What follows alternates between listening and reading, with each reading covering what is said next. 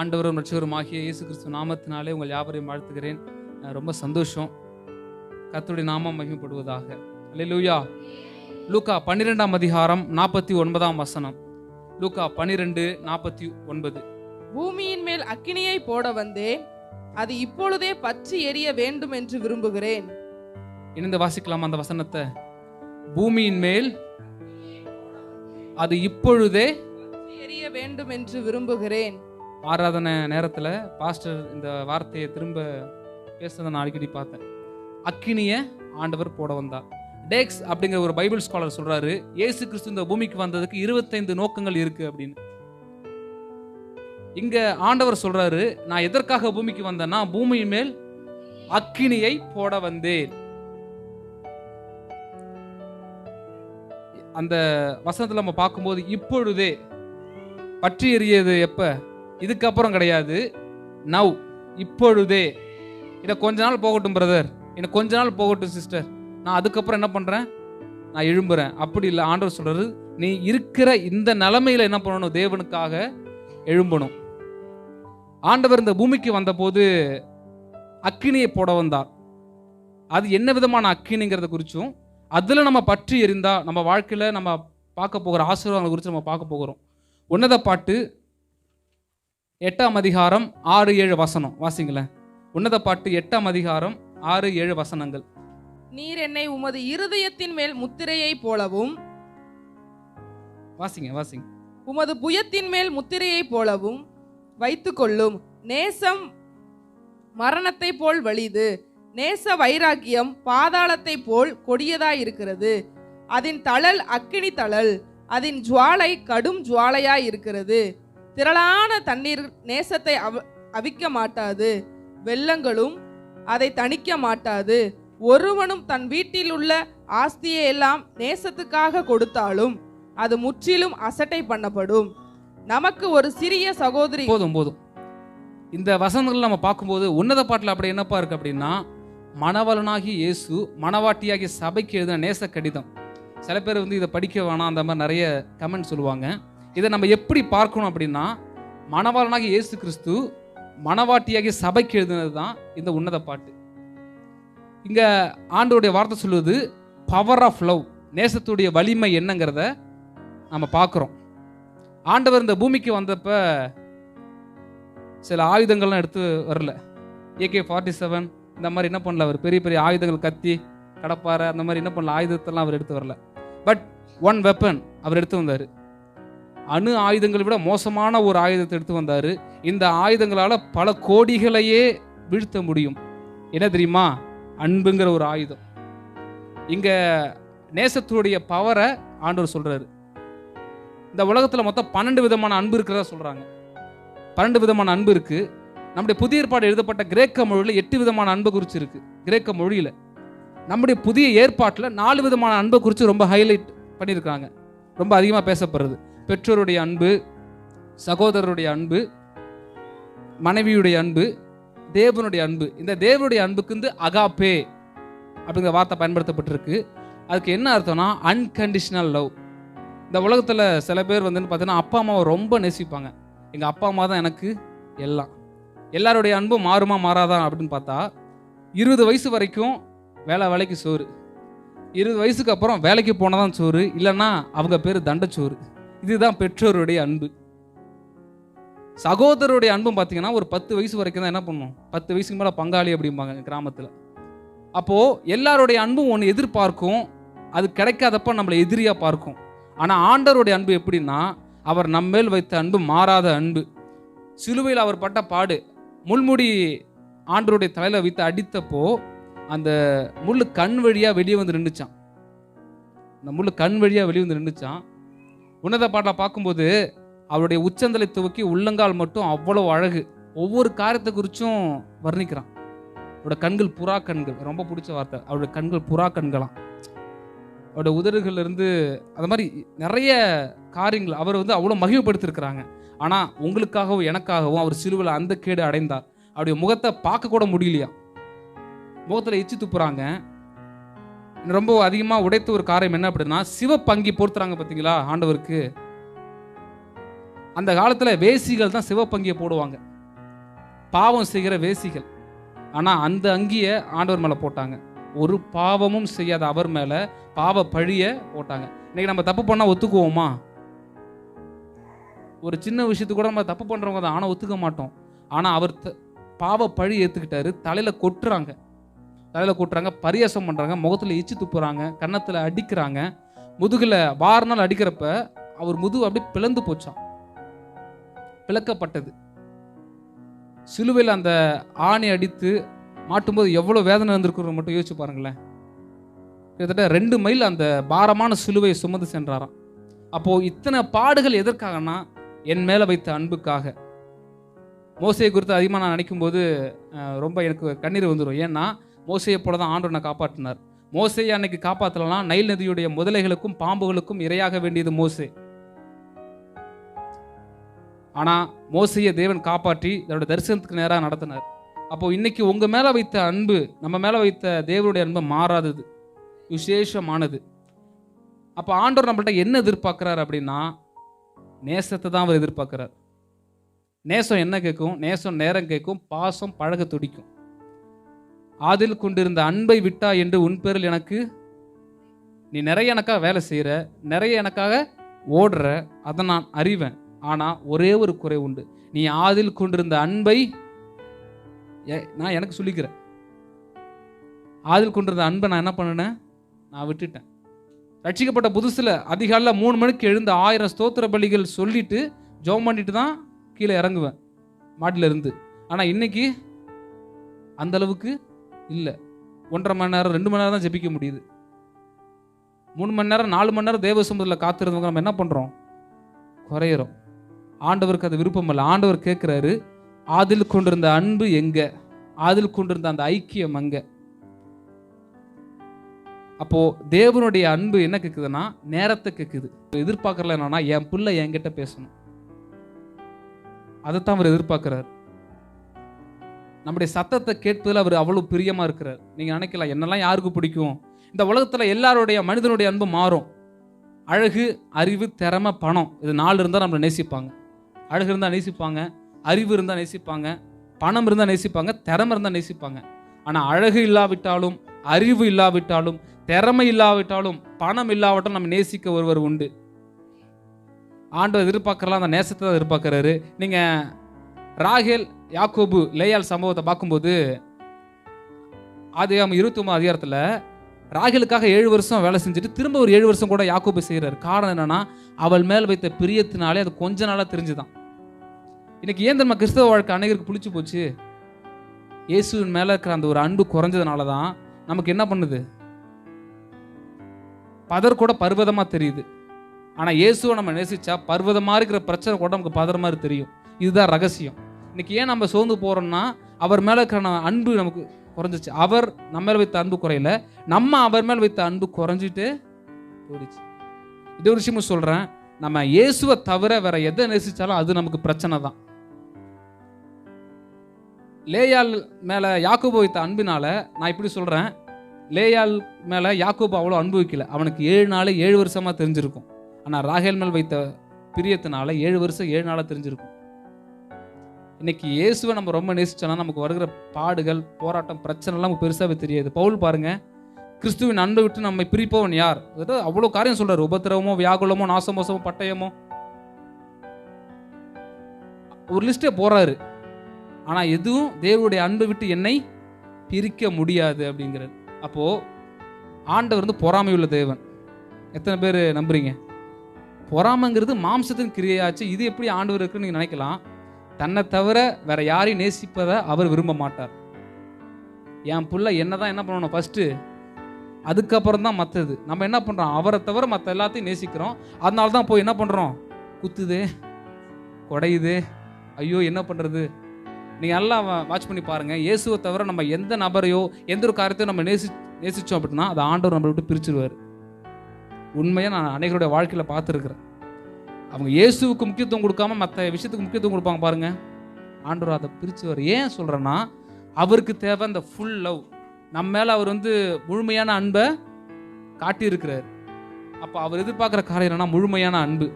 அப்போது முதல் விஷயம், நமக்குள்ள இந்த உலகத்தில் ஆண்டவர் போட்ட அக்கினி நேச அக்கினி, நமக்குள்ள பற்றிய வேண்டியதும் நேச அக்கினி. அப்போ முதலாவது தேவன் மேலே அன்பு. ஃபாதர் கூட பாரல, உம்மீது கொண்ட நேசம் அக்கினி ஜுவாலை என்றோ, வெள்ளங்களும் ஆழங்களும் தணிக்க முடியாது. அப்போது இன்னைக்கு சோர்ந்து போகிறதுக்கு காரணம், கிறிஸ்தவ வாழ்க்கையில் அநேகர் பின்மாற்றத்துக்கு நேராக போகிறதுக்கு காரணம் என்னன்னா, தேவன் மேல் வைத்த அந்த அன்பு குறைவு. அப்போ ஆண்டவர் முதல் விஷயத்தை நம்மள்கிட்ட பேசுகிறாரு, இன்னும் நீ என் கூட என்ன பண்ணணும், நேரத்தை செலவிடணும், ஆதில் கொண்டு அந்த அன்புக்கு திரும்பு அப்படின்னு ஆண்டவர் நம்ம கூட பேசுகிறார். அடுத்த ரெண்டாவது காரியம், அப்போஸ்தலர் நடவடிக்கைகளில் பார்க்கும்போது சகோதரர் சகோதரர் அப்படின்னு இருக்கும். இன்னைக்கு சபைக்குள்ள நம்ம மற்றவங்களை நம்ம நேசிக்கிறோமா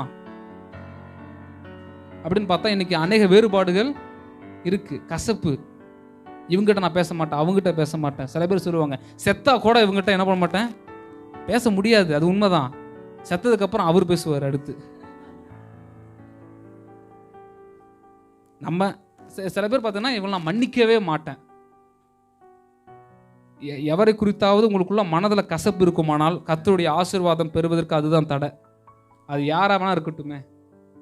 ஒரு நாள் ஆண்டவர் என்கிட்ட சொன்னார், டேவிட், உன்னுடைய அன்புக்கும் என் அன்புக்கும் என்ன வித்தியாசங்கிறத சொல்கிறேன். சிலுவையில் என்னை தெரிஞ்சு என்னை அரைஞ்சாங்களே, என்னை பற்றி தெரியாமல் அரைஞ்சாங்களான்னு கேட்டார். நான் சொன்னேன், ஆண்டவரே தெரிஞ்சு தான் பண்ணாங்க, நீங்கள் எவ்வளோ நல்லவர், தேவன்லாம் நிறைய பேர் சாட்சி சொல்கிறாங்களே அப்படின்னு. அப்போ அவர் சொன்னார், நான் என்ன ஜெபம் பண்ணேன், தெரிஞ்சே அரைஞ்சவங்களை பிதாவே அறியாமல் செய்கிறார்கள் அப்படின்னு சொல்லி நான் ஜெபம் பண்ணேன். நீ என்ன பண்ணுறன்னா, சில பேர் தெரியாமல் உன்னை காயப்படுத்துகிறாங்க, தெரியாமல் பேசுகிறாங்க. ஆண்டவரே, அவங்க தெரிஞ்சே பண்ணுறாங்க, அவர்களை அடியும் ஆண்டவரே, அவர்களை இப்படி சொல்லி நீ என்கிட்டயே ஜெபம் பண்ணுறியாடா. அப்போ ஓ அன்பு எப்படி இருக்குங்கிறத ஆண்டவர் எனக்கு காட்டினார். உங்களுக்குள்ள நீங்களாம் தேவனுடைய அன்பால் நிரப்பப்பட்டவர்கள், என்கிட்ட ஆண்டவர் பேசினார். அப்போது ஆண்டவர் எதிர்பார்க்குற காரியம் மன்னிக்கணும். Love your enemies. சத்துருக்களை நீங்கள் அதை சாதாரணமாக பார்க்குறீங்க. யூதர்களுக்கு எப்படி தான் இருந்திருக்கும், இயேசு ரோமருக்கு ஒரு கைக்கூலி அப்படின்னு நினச்சிருப்பாங்க.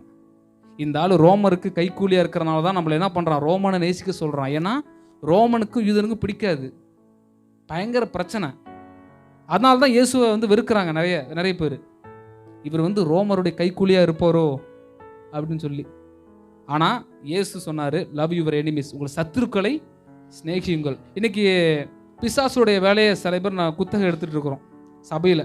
பிசாசுக்கு ஹாலிடேஸ், லீவு.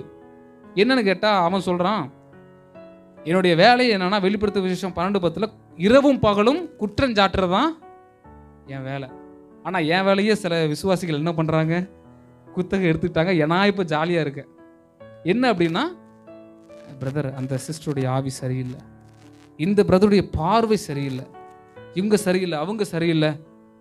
நான் மஞ்சள் கண்ணாடி போட்டு உங்களை பார்த்தா நீங்கள் மஞ்சள் தான், கருப்பு கண்ணாடி போட்டு பார்த்தா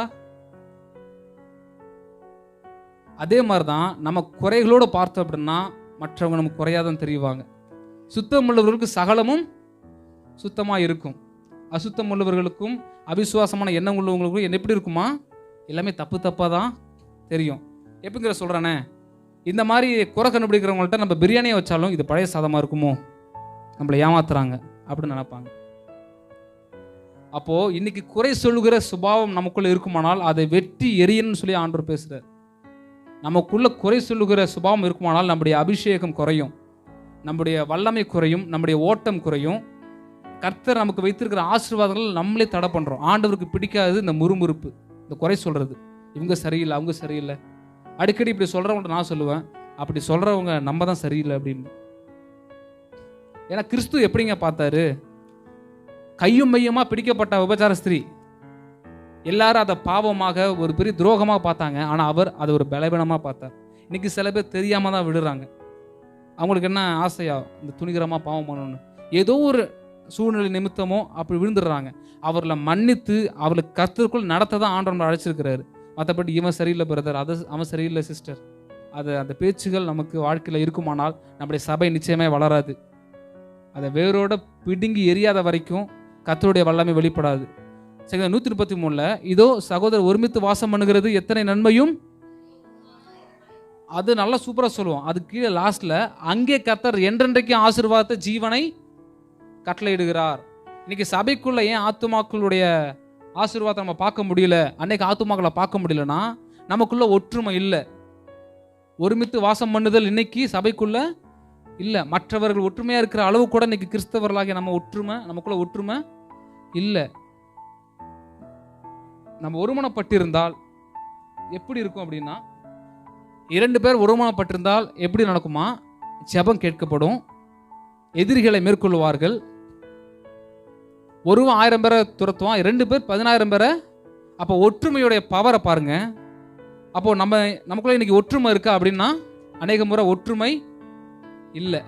எசேக்கியா பிரான்சிஸ் அவர்கள் இப்படியே சொல்லுவாங்க, அன்பு இல்லாத ஊழியம் அட்டுழியம், அன்பு இல்லாத அந்நிய பாஷை அது அந்நியர் பாஷை அப்படிம்பாங்க. அன்பு இல்லாத ஊழியம் அட்டுழியம், அன்பு இல்லாத அந்நிய பாஷை அது அந்நியர் பாஷை அப்படிம்பாங்க. இப்போ ஒரு பிரதர் என்கிட்ட இருக்காருன்னு வச்சுக்கோங்க, நான் வந்து லாபா ராபா லாபான்னு சொல்லி ஒரு அருவா எடுத்து வெட்ட போனால் அது எப்படி இருக்கும் உங்களுக்கு? இந்த மாதிரி தான் நம்ம என்ன பண்ணுறோம், வார்த்தையினால் அநேகரை வெட்டுறோம், அநேகரை காயப்படுத்துகிறோம். அதை மாற்றிக்கொள்ள வேண்டும் என்று ஆண்டவர் விரும்புகிறார். நம்ம நினைக்கிறோம் சபையை ஆண்டவர் உலகத்தை மாற்றுங்க, இந்தியாவை மாற்றுங்க அப்படின்னு. ஆண்டவர் நம்மள்ட்ட சொல்லுவார், நீ முதல்ல மாறு. நம்ம மாறுனா தேசத்துக்கே எழுப்புதல் தான். 2 நாமம் 7:14 எழுப்புதலுக்கான ஒரு திறவுகோலை சொல்கிறாரு. என் நாமம் தரிக்கப்பட்ட என் ஜனங்கள் தங்களை தாழ்த்தி ஜெபம் பண்ணி என் முகத்தை தேடி தங்கள் பொல்லாத வழிகளை விட்டு திரும்பினால் அப்பொழுது பரலோகத்தில் இருக்கிற நான் கேட்டு அவர்கள் பாவத்தை மன்னித்து அவர்கள் தேசத்துக்கு என்னதான் ஆசீர்வதிக்கணும். ஏன் தேசத்தை ஆசீர்வதிக்கிறார்னா, நாம் மாறினா தேசத்துக்கே ஆசீர்வாத பெருமழை தான். நாம் மாறினா தேசத்தில் எழுப்புதல். இப்போ மற்றவர்களை மாற்றணும் இல்லை, ஆண்டவரை என்ன மாற்றுங்க, என்னுடைய வாழ்க்கையில் இருக்க குறைவுகளை மாற்றுங்கன்னு சொல்லி எந்த ஒரு மனிதன் பலிபீடத்தில் அர்ப்பணித்து ஜெபிக்கிறானோ அவங்க வாழ்க்கை மாறும். அப்போ ஆண்டவர் எதிர்பார்க்குற காரியம் என்னன்னா சகோதர சிநேகம். இன்னைக்கு மற்றவர்கள் நம்ம நேசிக்கணும். இன்னைக்கு புறஜாதிகள்ட்டையும் பாருங்க, நிறைய பேர் அன்புக்காக தான் இயங்குறாங்க. எப்படி அவங்க ஆத்துமாதான் பண்ண முடியும்? நேசத்தை வெளிப்படுத்தினா நிச்சயமா என்ன பண்ணுவாங்க, கிறிஸ்துவுக்குள்ள வருவாங்க. நம்ம அப்படி இருக்கிறோமா பார்த்தா இல்லை. அப்போ நமக்குள்ள வந்து தேவனுடைய அன்பு நேச அக்கினி நமக்குள்ள பற்றி எறிந்தா அந்த நேச அக்கினி நேச வைராக்கியமாய் மாறும். அந்த நேச வைராக்கியம் எழுப்புதலை எல்லையெங்கும் பற்றி எரிய செய்யும். அப்போ விஷயத்தில் நம்ம என்ன பண்றோம், அநேக முறை தவறுறோம். நமக்குள்ள நேச அக்கினி என்ன பண்ணணும், பற்றி எரியணும். அடுத்து 2வதாக சங்கீதம் 39:3. சங்கீதம் 39:3. நான் தியானிக்கையில் அக்கினி மூண்டது, அப்பொழுது என் நாவினால் விண்ணப்பம் செய்தேன். நான் தியானிக்கையில் அக்கினி மூண்டது, அப்பொழுது என் நாவினால் விண்ணப்பம் பண்ணினேன். ஒரு பாஸ்டர் தன்னுடைய விசுவாசுடைய திருமண நாளுக்கு போயிருக்கிறாரு. அவங்கள பிளஸ் பண்றாரு, ரொம்ப பிளஸ் பண்றாரு. அந்த சிஸ்டர் பார்த்தீங்கன்னா பாஸ்டர் வராதுன்னு சொல்லி ஒரு தங்க ஸ்பூன்ல பாயசம் செஞ்சு வச்சிருக்கிறாங்க, கோல்டு ஸ்பூன்ல. பாஸ்டர் வந்துட்டு ஜோம் பண்ணிட்டு அந்த தங்க ஸ்பூன்ல பாயசம்லாம் குடிச்சிட்டு சந்தோஷமா ஜோம் பண்ணிட்டு போயிட்டாரு. என்ன பிரச்சனை அப்படின்னா, அவர் போனதுக்கப்புறம் தங்க ஸ்பூனை காணோம். இந்த சிஸ்டருக்கு ஒரே சந்தேகம், பாஸ்டர் திருடுவாரா? நம்ம தான் தசம பாகம்லாம் கொடுக்குறோமே, நம்மலாம் காணிக்கலாம் கொடுக்குறோமே, இப்போ இந்த திருமண நாளுக்கு வந்தப்போ கூட ஒரு ஸ்பெஷல் ஆஃபரிங் கொடுத்தோமே, பாஸ்டர் திருடுவாரா அப்படின்னு சொல்லி என்ன பண்ண சந்தேகம் வந்துகிட்டே இருக்கு. ஆராதனைக்கு போகிறாங்க, பாஸ்டர் அங்கே பொங்குதே பொங்குதேன்னு பாடுறாரு. அந்த அம்மாவுக்கு வேற மாதிரி பொங்குது. பாஸ்டர் இப்படி பண்ணிட்டாரு, எவ்வளோ நல்லவர்னு நினச்சேன், எவ்வளோ நீதிமான், அவர் எவ்வளோ உத்தமர், பலிபீடத்துலலாம் அவ்வளோ அன்புன்னு சொல்லி பேசுகிறாரு, இப்படி எடுத்துகிட்டு போயிட்டாருன்னு சொல்லி அந்த சிஸ்டருக்கு மனபாரம் தாங்கலை. இப்படியே நாட்கள் செல்ல செல்ல 1 வருடம் முடிந்து அடுத்த திருமண நாளுக்கு கூப்பிடுறாங்க. பாஸ்டரும் எப்பவும் போல போயிட்டாரு. அப்போ வந்து சில்வர் ஸ்பூன், தங்க ஸ்பூன்ல இருந்து சில்வர் ஸ்பூனுக்கு அந்த சிஸ்டர் வந்துட்டாங்க. வந்துட்டு அந்த பாஸ்டரும் வழக்கம் போல் அந்த பாயசம் சாப்பிட்டுட்டு ஜோம் பண்ணிட்டு கிளம்புற நேரத்தில் அந்த சிஸ்டர் வந்து கேட்குறாங்க, பாஸ்டர் உங்கள்கிட்ட ஒன்று கேட்கலாமா, தப்பாக நினச்சிக்க மாட்டீங்களே? கேளுங்க சிஸ்டர், ஒன்றும் பிரச்சனை இல்லை, நீங்கள் ஒன்றும் தப்பாக நினச்சிக்க மாட்டீங்கல்ல கேட்குறாங்க. ஒன்றும் பிரச்சனை இல்லை, கேளுங்க அப்படின்னு கேட்டப்ப, பாஸ்டர் போன திருமண நாளுக்கு நீங்கள் வந்தீங்க, வரும்போது ஒரு கோல்டு ஸ்பூனில் நான் உங்களுக்கு பாயசம் கொடுத்தேன், நீங்கள் போனதுக்கப்புறம் அந்த கோல்டு ஸ்பூனை காணோம் பாஸ்டர்னு சொன்னது அவர் பயங்கரமாக சிரிக்க ஆரம்பிச்சிட்டார்.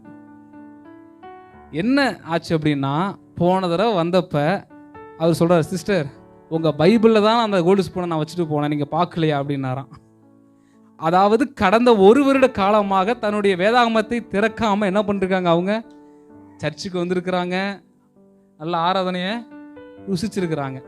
இன்னைக்கு அதே நிலைமையில தான் நம்மளும் என்ன பண்றோம், வார்த்தைக்கு நம்ம இடம் கொடுக்கறது இல்லை. சில பேர் பார்த்தோன்னா அந்த தங்க வசன காலண்டர் அது வந்து பாருங்க, பராக்கிரமசாலிய கர்த்தர் உன்னோட இருக்கிறார், ஓகே ரைட்டு இப்போ கிளம்புறேன், உன் துக்க நாட்கள் முடிந்து போகும், சூப்பர் கர்த்தர் பேசிட்டாரா, அப்படி என்ன பண்றது போறது.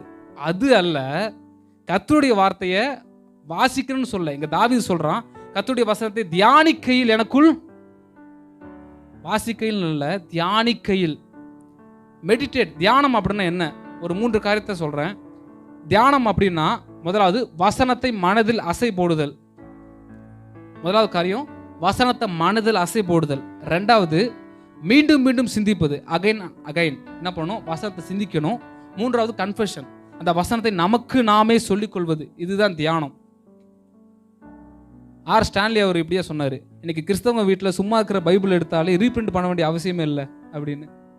என்ன பண்ணுறோன்னா அந்த சண்டே வரும்போது தான் பார்த்தீங்கன்னா தூசி தட்டி என்ன பண்ணோம், ஐயோ பொக்கிஷங்க இது, ஆமாம் பொக்கிஷன் தான். அப்படி என்ன பண்ணுறோம், அப்படி பைபிளை திறக்காம, வார்த்தையை வாசிக்காம, வார்த்தையை தியானிக்காம. நம்ம நிறைய பேரை வாசிக்கிறோம், ஆனால் நம்ம தியானிக்கிறது இல்லை. இங்கே தாவீது சொல்றாரு, தியானிக்கையில் அக்கினி.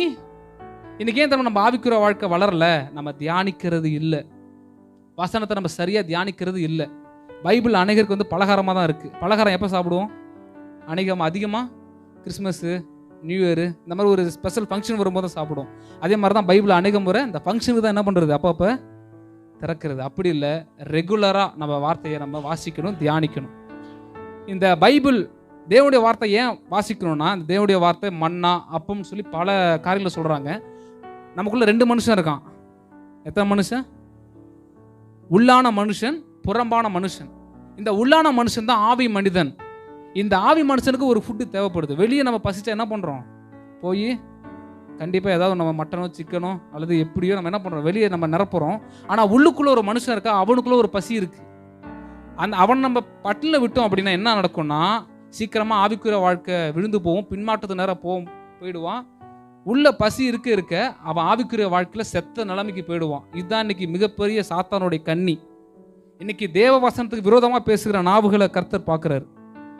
இந்த பைபிளே இல்லைன்னு சொல்லி பேசுகிற நபர்கள் இருக்கிறாங்க. இது கர்த்தருடைய வார்த்தையே இல்லை, இது ஃபுல் அண்ட் ஃபுல் கர்த்தருடைய வார்த்தை. கர்த்தருடைய வார்த்தை என்பதை 100க்கு 100 ஆணித்தரமாக சொல்ல முடியும்.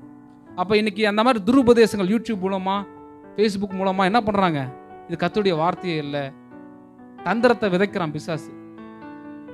நம்மளை பிசாசு நல்லா ஆட கூட விட்டுருவான், பாட கூட விட்டுருவான். ஆராதனை நடத்தும் போது நானும் பாடுறேன், கீபோர்டு போடுறியா, நானே வந்து கீபோர்டு வாசிக்கிறேன், எஃப் மேஜரா என்ன மேஜர் என்ன மைனர் நான் கூட வாசிக்கிறேன். ஆனால் என்ன பண்ணாத, பைபிளை மட்டும் வாசிக்காத.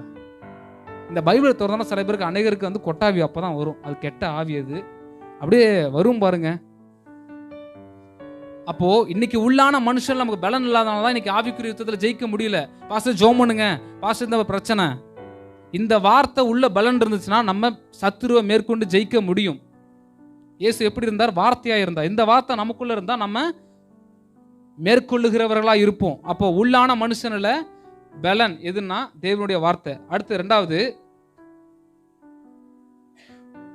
இந்த வார்த்தை வாசிக்க அநேக ஆசீர்வாதங்கள் இருக்கு. ஒரு குறிப்பிட்ட ஆசீர்வாதங்கள் நான் சொல்றேன் பாருங்க. 7 விதமான ஆசீர்வாதங்களை கர்த்தருடைய வார்த்தை தியானிக்க கர்த்தருடைய வார்த்தை நம்மை அனல் உள்ளவர்களாக்கும், அதிகாரம் உள்ளவர்களாக்கும், அறிவுள்ளவர்களாக்கும், அதிசிறந்தவர்களாக்கும், அப்பழுக்கற்றவர்களாக்கும், அர்ப்பணிப்பு உள்ளவர்களாக்கும், ஆசீர்வாதமானவர்களாக்கும். 7 விதமான ஆசீர்வாதங்கள் இருக்கு. நிறைய விஷயங்களை நான் சுருக்கி ஒரு 7 காரியங்களை சொன்னேன். அது நடத்தணும், அது தனி ஒரு பைபிள் ஸ்டடியே வேணும். இவ்வளவு ஆசீர்வாதங்கள் எங்க இருக்குன்னா கர்த்தருடைய வார்த்தைக்குள்ள இருக்கு. இன்னைக்கு சின்ன சின்ன பிரச்சனைக்கு நம்ம சிரிங்கி போறதுக்கு காரணம் என்னன்னா கர்த்தருடைய வார்த்தை அறியாததுனால தான். நமக்குள்ள இந்த வார்த்தையை பற்றிய வெளிப்பாடு இருந்துச்சுன்னா பல பிரச்சனைகளை நம்ம ஜெயிச்சு மற்றவங்க பிரச்சனைக்கு நம்ம ஆலோசனை சொல்லுகிற தீர்க்கதரிசியை போல செயல்படுவோம். ஆனா இன்னைக்கு நம்ம பிரச்சனையை சமாளிக்க தெரியல, ஆலோசனை தெரியல. கர்த்தருடைய வார்த்தை ஆலோசனை. இந்த வார்த்தையில அத்தனை காரியங்களுக்கும் நம்ம வாழ்க்கையுடைய ஆரம்பம் முதல் முடிவு வரைக்கும், உலகத்தின் ஆரம்பம் முதல் முடிவு வரைக்குமான எல்லா காரியங்களும் இதுக்குள்ள இருக்கு. நம்ம இதை வாசிக்காம, இதை தியானிக்காம நம்ம ஆசீர்வாதங்களை அறுவடை பண்ண முடியாது. அநேக முறை என்ன பண்றோம், வார்த்தை நம்ம வேதத்தை மறந்த கர்த்தர் நம்மையும் நம்முடைய பிள்ளைகளையும் மறப்பாராம். அப்போ நம்ம என்ன பண்ணணும், வார்த்தைக்கு நம்ம முக்கியத்துவம் கொடுக்கணும். சில பேர் பார்த்தீங்கன்னா நான் எழும்பி பிரகாசிக்கணும்னு சொல்லி நிறைய பேருக்கு ஆசை, ஆனால் அவங்க எழும்பி பிரகாசிக்க முடியறது இல்லை. அப்போல்லோ அப்படிங்கிற ஒரு தேவ மனிதன் இருக்கார், அப்போஸ்தலர் நடவடிக்கைகள். அப்போல்லோ ஹாஸ்பிட்டல் கிடையாது, அப்போல்லோ ஹாஸ்பிட்டல் கிடையாது. நான் சொல்றது ஒரு மனுஷன் அப்படி இருந்தார். அவர் அபிஷேகம் பெறலை, பரிசுத்தாவின் அபிஷேகம் பெறலை. ஆனால் அவரை குறித்து இருக்கு, அவன் ஆவியில் அனல் உள்ளவனாய் கர்த்தருக்கு எடுத்த காரியங்களில் தீவிரமாக என்ன பண்ணான், பிரசங்கித்தான் அப்படின்ட்டு. எப்படியா இவருக்குள்ள அனல் வந்துச்சுன்னா, கர்த்தருடைய வார்த்தையில வல்லவனாய் இருந்தாராம். வேத வாக்கியங்களில் வல்லவன் சொல்லி பைபிளில் சாட்சி சொல்லுது. வேத வாக்கியங்களை வல்லவன். நம்ம இன்னைக்கு வேத வாக்கியங்களை வல்லவனா இருக்கிறோமா? அன்புல வல்லவனா மாறுன்னு சொல்லி பைபிள் சொல்லுது. ஆனால் அன்றைக்கு பிறகு நம்ம வம்புல தான் என்ன பண்றோம், வல்லவனாய் மாறுறோம். அது தேவனுக்கு விருப்பம் அல்ல. கர்த்தருடைய வார்த்தையில நம்ம வல்லவர்களாய் மாறணும். எந்த ஒரு விஷயத்த சொன்னாலும் இது இங்க இருக்கு, இது இப்படி இருக்குங்கிறத நம்ம தெளிவாக சொல்லணும். இன்னைக்கு வார்த்தையை வாசிக்காதனால தான் துருபதேசங்கள் உள்ள என்ன பண்ணுது, வருது. ஒரு துருபதேசம் சொல்றோம் பாருங்களேன். இயேசு உங்களை பணக்காரனா ஆக்கிறதுக்காக தான் இயேசு மரிச்சார்.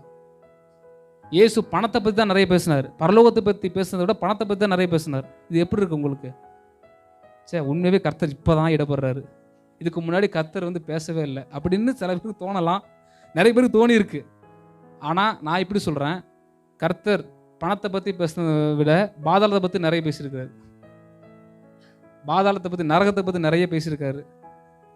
நம்ம பாவம் செஞ்சு துணிகரமாக வாழ்ந்தோன்னா அங்கே தான் என்ன பண்ணணும், போகணும். அப்போது இப்படிப்பட்ட துருபதேசங்கள் என்ன பண்ணுது, வந்துக்கிட்டே இருக்கு. நம்ம வஞ்சிக்கப்படக்கூடாது. கடைசி நாட்களில் வஞ்சிக்கிற ஆவி வரும், வஞ்சிக்கிற உபதேசம் வரும், வஞ்சிக்கிற ஊழியர்கள் வருவாங்க. எல்லா ஊழியக்காரனையும் நம்பக்கூடாது, எல்லா ஆவிகளையும் நம்பாமல்னு பைபிள் இருக்கு. நம்ம என்ன பண்ணுறோம், எல்லாரையுமே ஏற்றுக்கொண்டு தணிக்கணும். அதுக்கு தான் கர்த்தருடைய வார்த்தை. அதே போல் நிறைய பேருக்கு எழும்பி பிரகாசிக்கணும்னு ஆசை. பிலிப்பியர்ல இருக்கு, ஜீவ வசனத்தை பிடித்து கொண்டு உலகத்திலே சுடர்களைப் போல பிரகாசிக்கிற நீங்கள். உங்கள் வாழ்க்கையில் ஒருவேளை நீங்கள் பிரகாசிக்கணும், ஆண்டவருக்காக செய்யணும்னு நீங்கள் எதிர்பார்க்கலாம். இவங்க தூக்கி விடுவாங்களா, இவங்க என்ன பலப்படுத்துவாங்களான்னு எதிர்பார்க்க வேணாம். கர்த்தருடைய வசனத்தை பிடிங்க. இந்த வசனம் உங்களை தூக்கி நிறுத்தும். இந்த வசனம் உங்கள் மூலமாக ஒரு பெரிய எழுப்புதலை கர்த்தர் உங்கள் மூலமாக கொடுப்பார். ஜீவ வசனத்தை பிடிச்சு கொண்டா நம்ம சுடர்களை போல பிரகாசிக்க முடியும். அப்போது அதே போல் கேரக்டரை மாற்றும் கர்த்தருடைய வார்த்தை.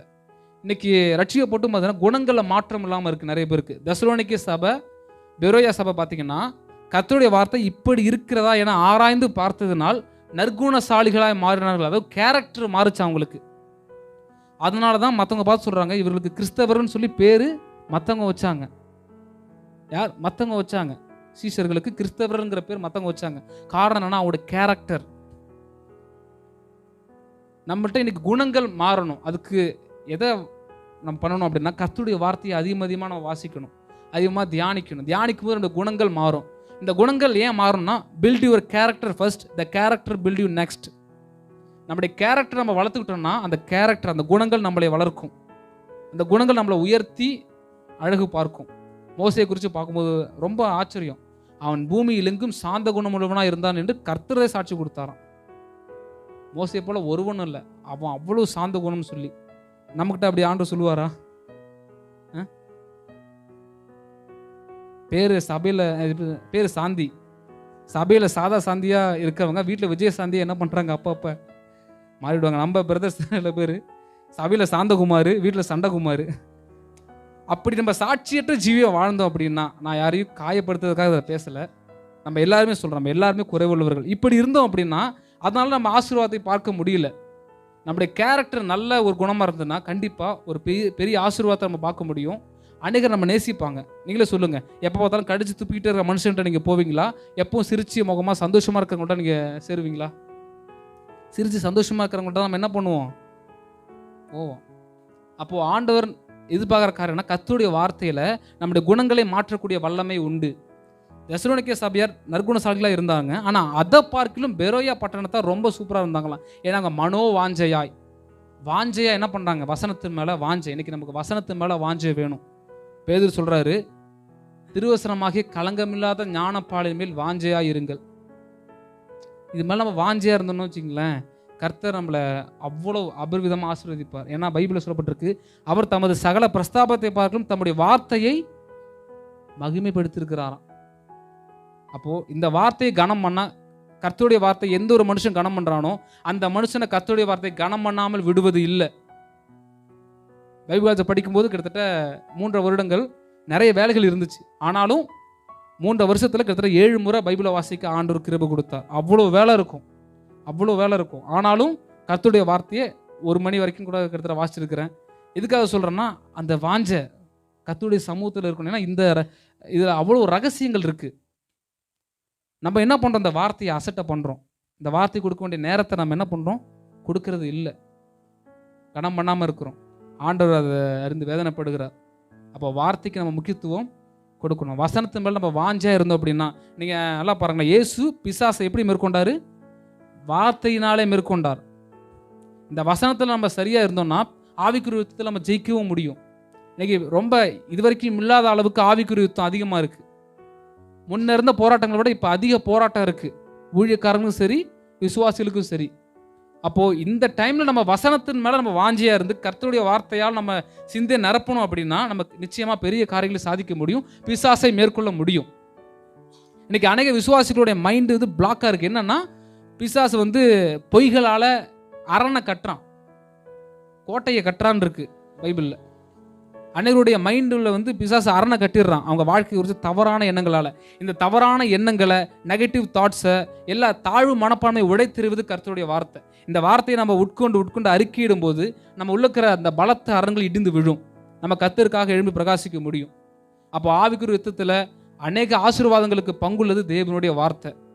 நல்லா எத்தனை பேர் கனம் பண்ண போறீங்க? நம்முடைய பைபிள் எடுங்களேன், கரத்தில் எடுத்து ஆண்டவர்கிட்ட கேட்க போகிறோம். ஆண்டவரே, இந்த உம்முடைய வார்த்தையை நான் 100க்கு 100 கனம் பண்ண என்னை ஒப்பு கொடுக்குறேன். 100க்கு 100 கனம் பண்ண என்னை ஒப்பு கொடுக்குறேன்.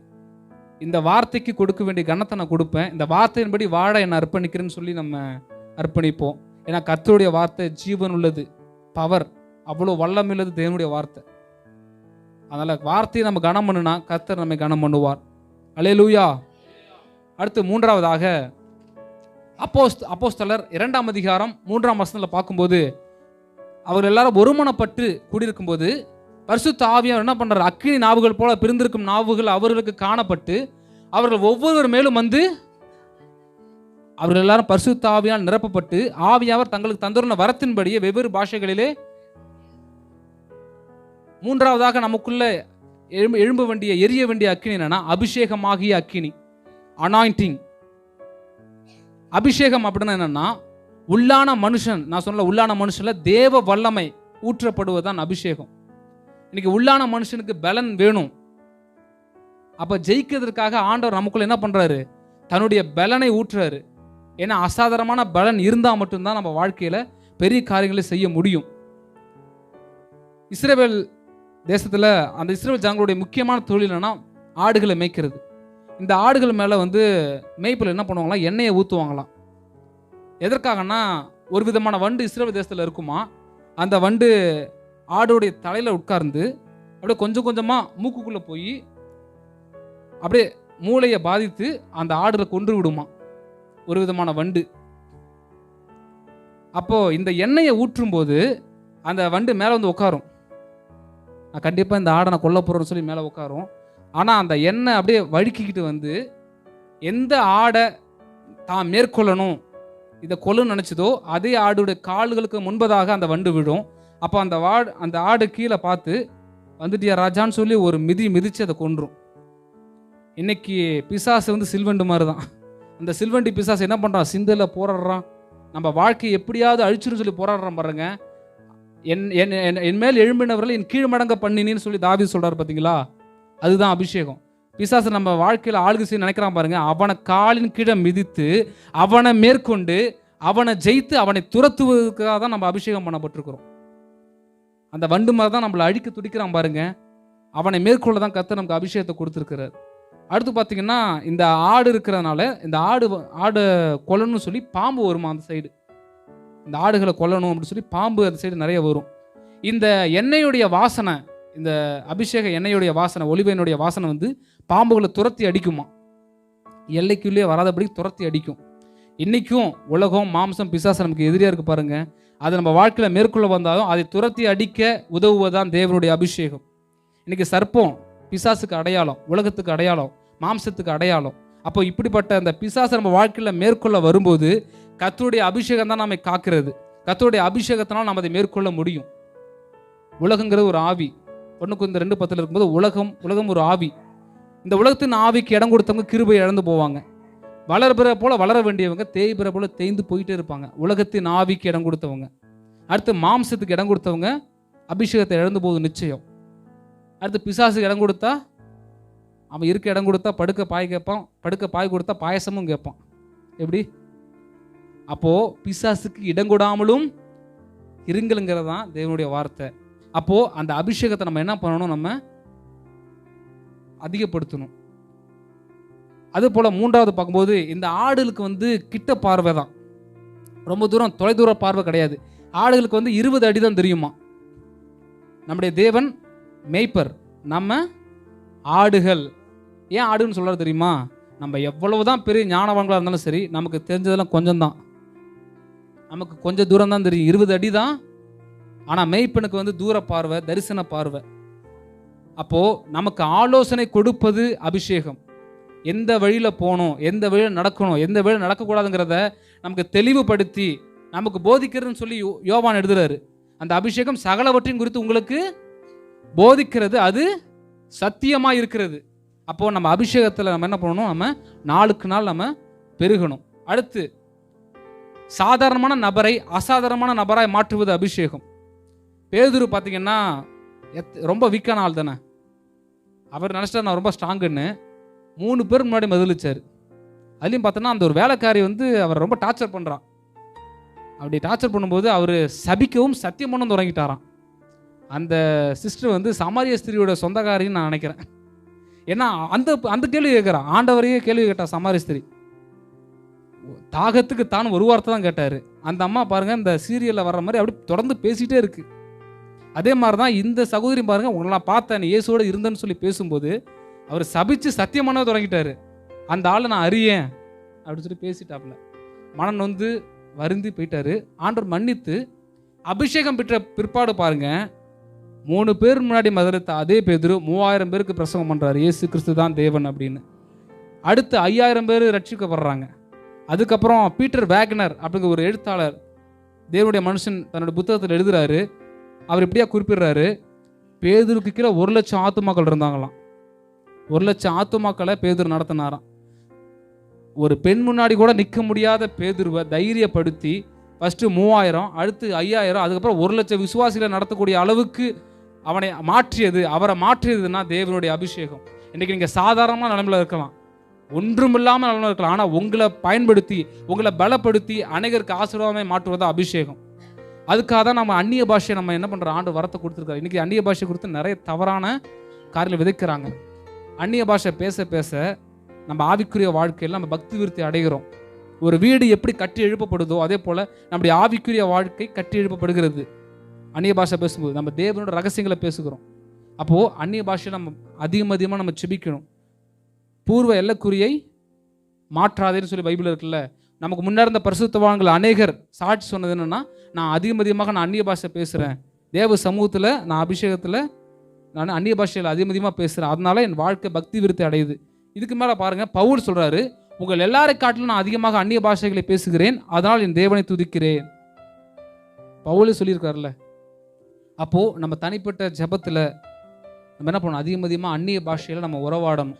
அப்படி பேசும்போது ஆண்டவர் நம்முடைய ஆவிக்குரிய கண்களை திறப்பார், நிறைய விஷயங்களை நமக்கு கற்றுக் கொடுப்பார். அதே போல் இன்னொன்று பார்த்தீங்கன்னா வரங்கள்.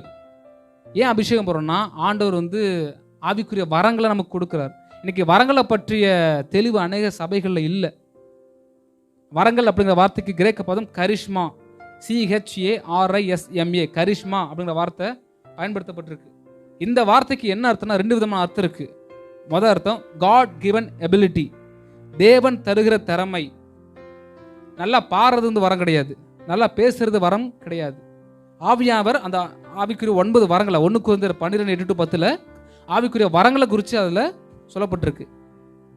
காட் கிவன் எபிலிட்டி, தேவன் தருகிற திறமை தான் வரும். அடுத்து 2வது ஃப்ரீ கிஃப்ட், இலவச ஈவு. எனக்கெல்லாம் வரம் தருவாரான்னு நீங்கள் கெஞ்சலாம் தேவையில்லைங்க. ஏன்னா இயேசு கிறிஸ்து உங்களுக்காக எனக்காக கல்வாரி சிலுவையில் பலியாயிட்டார். தேவ சமூகத்தில் நம்ம என்ன பண்ண முடியும்? தைரியமாக போய் ஆண்டவரே எனக்கு வரங்களை தாரும், உம்மை போல வரங்களை தாரும்னு சொல்லி நம்ம என்ன பண்ணலாம்? ஆண்டவர் அப்படிதான் சொன்னாரு, என்னை விசுவாசிக்கிறவன் நான் செய்கிற கிரியைகளை தானும் செய்வான். ஏன் அவர் லெவலுக்கு சொல்றாரு, என்னை பார்க்கலும் பெரிய கிரியைகளை உலகத்திலேயே அந்த மாதிரி யாராலையும் இருக்க முடியாதுங்க. அநேகருக்கு அந்த ஒரு இருதயம் இருக்காது. இயேசு சொல்றாரு, என்னை விசுவாசித்தா நீ என் லெவலுக்கும் வருவ, என்னை விட நீ பெரிய ஆளாகவும். அப்பா 6 அடி பாஞ்சா பிள்ளை எப்படி இருக்கணும்? 12 அடி 16 அடி பாஞ்சாதான் அப்பாவுக்கு மதிப்பு.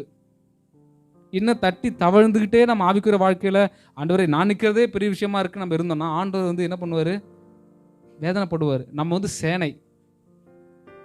இஸ்ரவேலர்களை விடுவிக்கும் போது யாத்திரை நீங்கள் வாட்சி பாருங்க, அவரை விடுவிக்கும் போது எப்படி பார்த்தாருன்னா சேனையாக பார்த்தார். கர்த்தருடைய சேனை எகிப்திலிருந்து புறப்பட்டதுன்னு இருக்கு.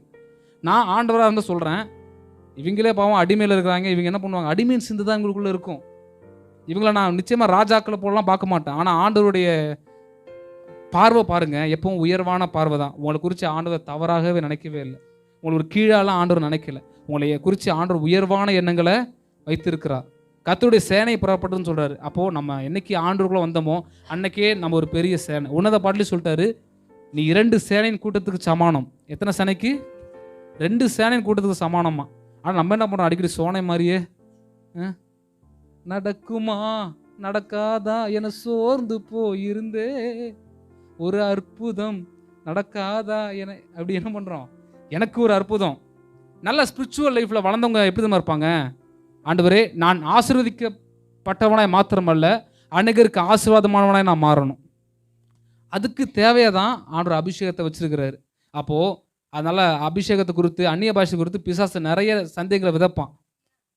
இயேசு பரிசுத்த ஆவியினால் துரத்துறாரு, இவன் சொல்கிறான் பெயர் சூபலின் ஆவினாலே துரத்துறாரு அப்படின்னு. ஏன்னா அவனுக்கு நல்லா தெரியும் இதில் வந்து ரகசியம் இருக்குன்னு. நம்ம அபிஷேகத்தில் நம்ம வளர முயற்சிக்கும் போதே பிசாசு நிறைய எண்ணங்களை போடுவான். ஒடுக்குள்ளையும் கண்டிப்பாக சில எண்ணங்களை விதைச்சிருப்பான். அந்நிய பாஷைலாம் பேசாத, நீ விழுந்து போயிடுவ. அந்நிய பாஷையெல்லாம் நீ ரொம்ப பேசாத. அபிஷேகத்தெல்லாம் ரொம்ப நிரம்பாத. நிறைய பேசுவாங்க. காதல் என்ன பண்ணாதீங்க, வாங்காதீங்க. தேவனுடைய ஆவியானவர் என்மேல் இருக்கிறார். அந்த ஒரு உணர்வு தான் நம்மளை கம்பீரமாக நடக்க பண்ணும். நீதிமான் சிங்கத்தை போல எப்படி இருப்பானா? தைரியமாக இருப்பான்னு சொல்லி வேதத்தில் பார்க்குறோம். அப்போது அபிஷேகம் பற்ற நம்ம குறுகி போகிறது கிடையாது. தாவீது நாளுக்கு நாள் விருத்தி அடைந்தான். எப்போ? அபிஷேகத்தில் நிரம்பி தேவ சமூகத்தில் என்ன பண்ணான்? அவன் தைரியத்தோட கர்த்தரை சார்ந்து கொண்ட போது. அப்போது அபிஷேகத்தை பெற்ற நம்ம குறுகி போவது கிடையாது. நம்மளை கர்த்தர் மேன்மேலும் உயர்த்தி கொண்டே போவார்.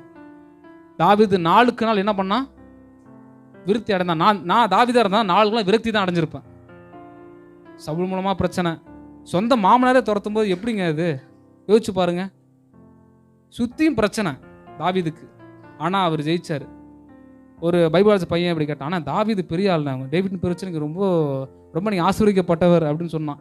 ஏன்டா அப்படி சொல்கிற அப்படின்னு கேட்டப்ப அந்த பையன் சொல்கிறான், ரவுண்டு கட்டி ஆண்டிருக்காருண்ணே. என்னது ரவுண்டு கட்டி அங்கங்கே ஆண்டு? அவர் பேர் கிட்டத்தட்ட பைபிளில் 900 முறைக்கு மேலே தாவீதுங்கிற பேரை ஆண்டு யூஸ் பண்ணியிருக்காரு பைபிளில். தாவீது பெரிய ஆள், நான் ரவுண்டு கட்டி ஆண்டிருக்காரு அப்படின்னு சொன்னான். நான் சொன்னேன், அவர் ரவுண்டு கட்டி ஆள்றது முன்னாடி அவர் நிறைய பேர் ரவுண்டு கட்டினால்தான்டா தாண்டா அவர் பெரிய ஆள். நம்மளை ரொம்ப ரவுண்டு கட்டுறாங்கன்னு நீங்கள் பயப்படாதீங்க. இது தீர்க்கதரிசனமாக கூட இருக்கலாம். உங்களை ரொம்ப ரவுண்டு கட்டுறாங்கன்னு கவலைப்படாதீங்க. நீங்கள் ரவுண்டு கட்டி ஒரு நாள் ஆள போகிறீங்க. எல்லாருக்கும் இருக்கிற பிரச்சனை நமக்கு வராது. நமக்கு ஸ்பெஷலாக வருதுன்னா நம்ம ரொம்ப பெருக போகிறோன்னு அர்த்தம். அல்லேலூயா. உங்களை பற்றி ரொம்ப தவறாக பின்னாடி பேசுகிறாங்கன்னா கவலையப்படாதீங்க, நீங்கள் ரொம்ப உயர போகிறீங்கன்னு அர்த்தம். அவர்கள் கண்களுக்கு முன்பதாக கர்த்தர் உங்களை மேன்மைப்படுத்த போகிறார்.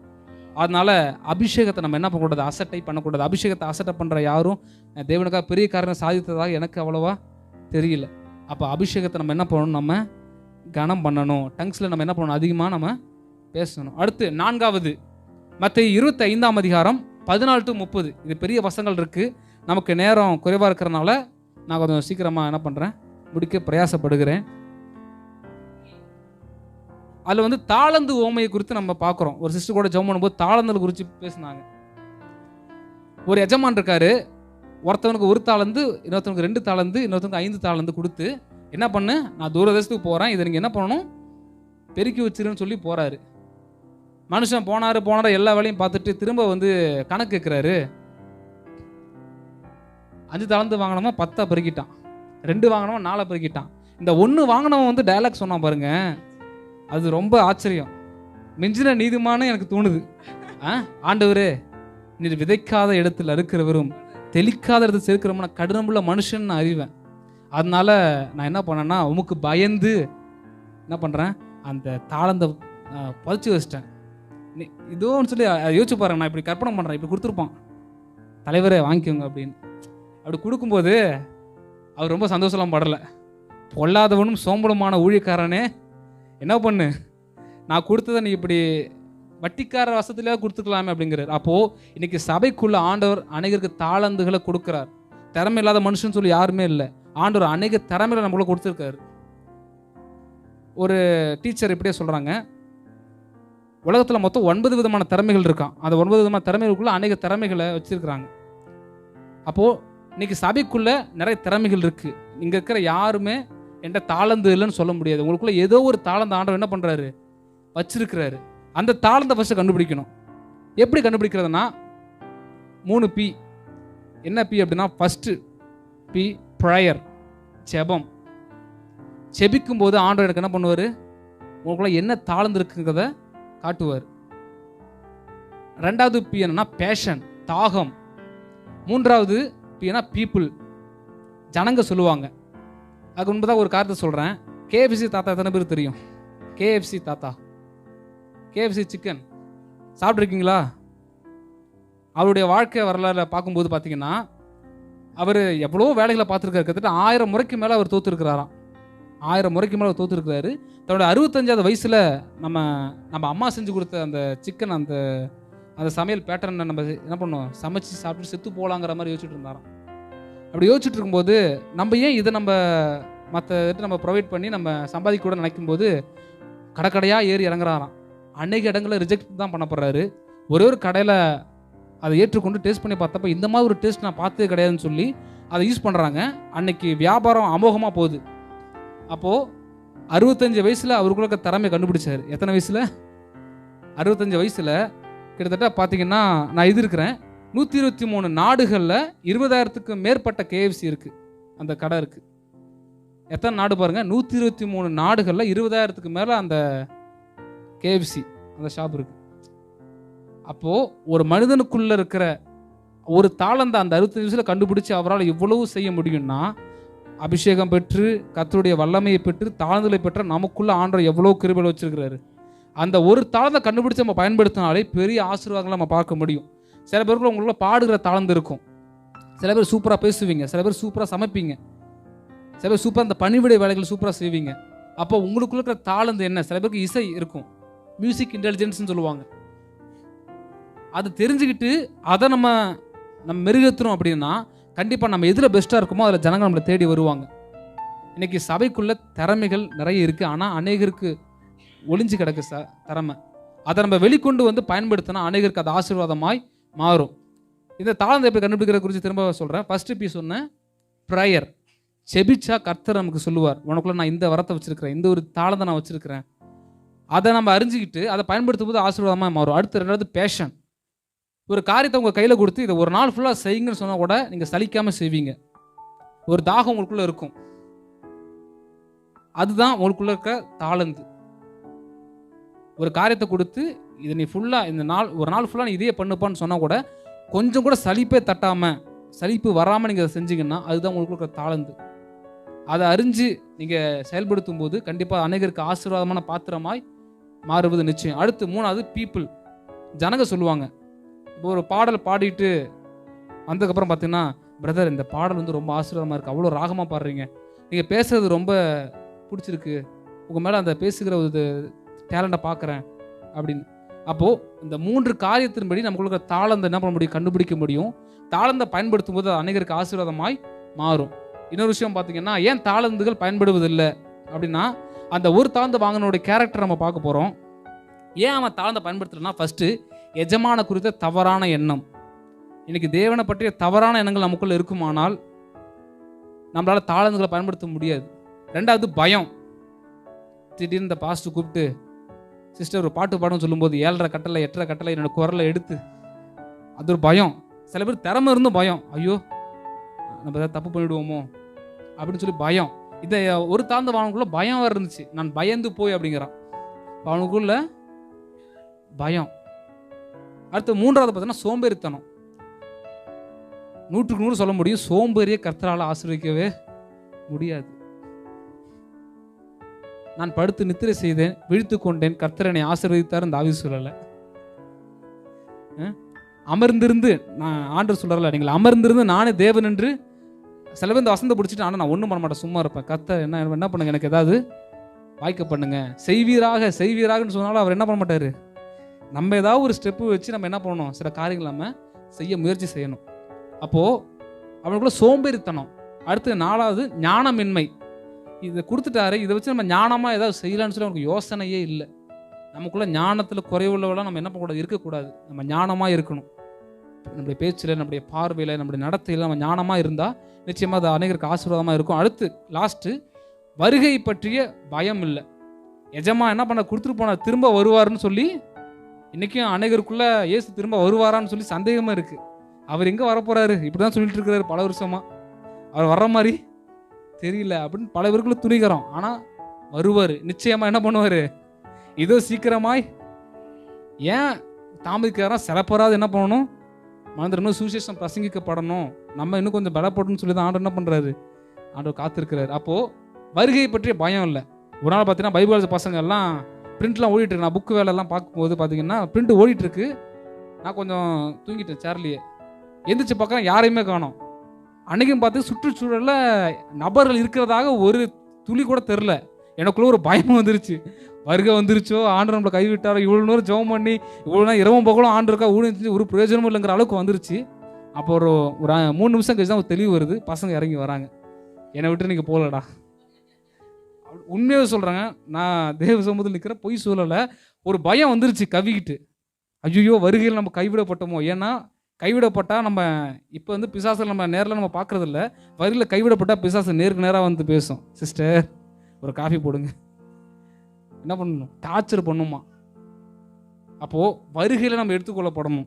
அப்போது இந்த ஒரு 5 காரியங்கள் அவன் தாழ்ந்தையை பயன்படுத்தலைன்னா, பயம், சரி தவறான எண்ணம் இருந்துச்சு அவனுக்கு, அடுத்து பயம் இருந்துச்சு, அடுத்து சோம்பேறித்தனம், அடுத்து ஞானம் இல்லை அவனுக்கு, வருகையை பற்றிய பயம் இல்லை. நம்ம தாழ்ந்துகளை கண்டுபிடிச்சி தாழ்ந்துகளை பயன்படுத்த ஆரம்பித்தா அநேகர் நம்மளை நேசிப்பாங்க. தாழ்ந்துகளை பயன்படுத்துகிறவனுக்கு ஜனம், கணம், பணம் கிடைக்கும். என்னது, கணம் கிடைக்கும், ஜனம் கிடைக்கும், பணம் கிடைக்கும்.